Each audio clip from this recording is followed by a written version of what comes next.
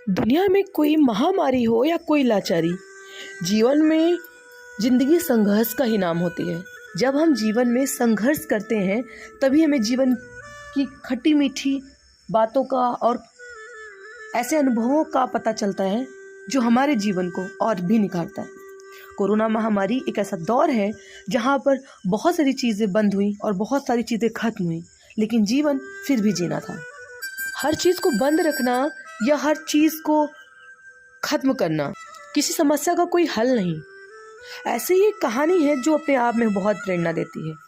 एक बार भगवान इंद्र किसानों से बहुत नाराज़ हो गए और उन्होंने नाराज़गी में घोषणा कर दी कि 12 साल तक अब कभी भी बारिश नहीं होगी। उनकी घोषणा करने के बाद सभी किसान बहुत परेशान हो गए और उन्होंने बारिश ना करने के साथ ये भी बताया कि आप कभी फसल नहीं उगा पाएंगे। किसान परेशान हो उठे। भगवान इंद्र से किसानों ने विनम्रता पूर्वक विनती की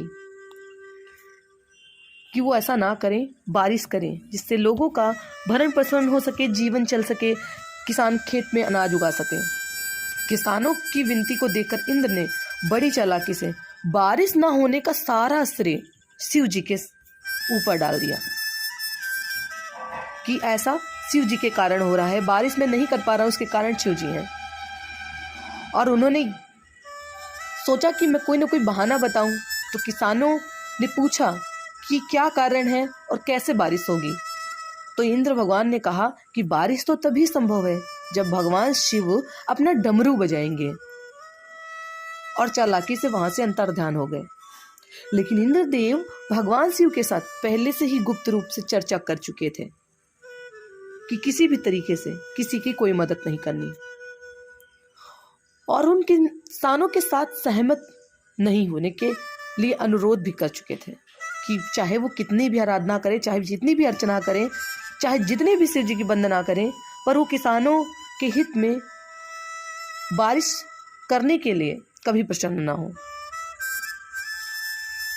जब किसान भगवान शिव के पास बारिश के लिए विनती करने गए, तो क्योंकि पहले ही इंद्रदेव से मंत्रणा हो चुकी थी, भगवान शिव जी ने बारिश करने के लिए मना कर दिया। जब किसान भगवान शिव के पास बार बार विनती करने लगे, तो उन्होंने भी बस एक बार कह दिया कि बारिश तो तभी होगी जब 12 साल बाद मैं डमरू बजाऊंगा। अब सभी किसान बहुत परेशान हो गए कि भगवान शिव 12 साल बाद डमरू बजाएंगे तब बारिश होगी, तब तक लोगों का क्या होगा, धरती पे लोगों का जीवन कैसे चलेगा। निराश होकर किसान वापस लौट आए और 12 साल तक इंतजार करने का फैसला करने लगे।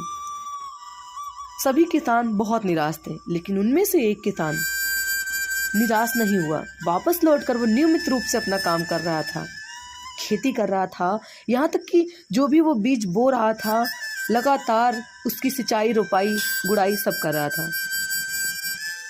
अन्य किसानों ने ये देखकर उसका मजाक उड़ाना चालू कर दिया और ये भी कहना चालू कर दिया कि तुम्हारे सूखी बंजर धरती पर बीज बोने से क्या फसल उगने लगेगी।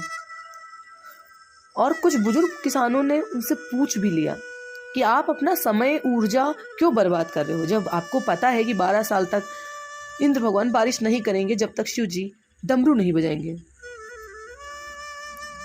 आप ये जानते हुए भी निरर्थक प्रयास क्यों कर रहे हैं। तो उस किसान ने जवाब दिया कि मुझे सब पता है कि 12 साल बाद बारिश होगी, बारिश के बिना मेरी फसल भी नहीं होगी, लेकिन ये सब कुछ मैं एक अभ्यास के रूप में कर रहा हूँ। 12 साल के बाद फसलों को उगाने और खेतों में काम करने की क्रिया को मैं भूल जाऊंगा। 12 साल बाद फसलों को उगाने के लिए मुझे मेहनत जो मैं आज कर रहा हूँ, वो अभ्यास मेरे जीवन में नहीं रहेगा। शरीर काम करना भूल जाएगा, काम की आदत छूट जाएगी और शरीर आलस का शिकार हो जाएगा।